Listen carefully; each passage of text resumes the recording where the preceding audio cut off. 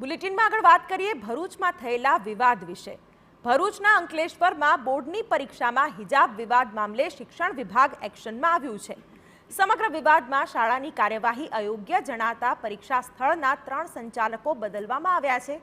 જિલ્લા શિક્ષણ અધિકારીએ જણાવ્યું કે સીસીટીવીના આધારે ફરિયાદમાં તથ્ય જણાતા કાર્યવાહી કરવામાં આવી છે। ફરિયાદી સાચા છે, વિદ્યાર્થીની સાથે અયોગ્ય વર્તન થયું છે। બીજી તરફ પરીક્ષા નિયામકે જણાવ્યું કે બોર્ડની ગાઈડલાઈનમાં હિજાબ ન પહેરવા અંગે કોઈ સૂચના નથી। વિદ્યાર્થીઓ પોતાની ઈચ્છા મુજબના વસ્ત્રો પહેરી શકે છે। આ ઘટના મામલે યોગ્ય તપાસ કરવામાં આવશે તેમ પણ જણાવ્યું।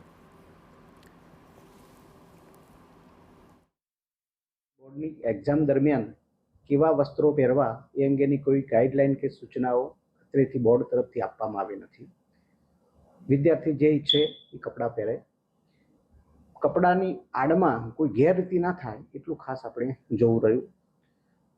અને કોઈ મહિલા કર્મચારીના કપડાં આ રીતે મોડું ઢંકાયેલું હોય એવી સ્થિતિ હોય તો એમાં મહિલા કર્મચારી એ સંસ્થાના જે હોય એ કન્યા કે જે વિદ્યાર્થીની હોય એનું રિસિપ્ટ સાથે વેરિફિકેશન કરી શકે છે, એમાં કોઈ વાંધો નથી। જે કંઈ પણ ઘટના બની છે ભરૂચ ખાતે અંકલેશ્વર ખાતે એમાં ડીઓશ્રીને સૂચના આપી છે કે ઘટના અંગે થોડી તપાસ કરી અને યોગ્ય કાર્યવાહી કરે।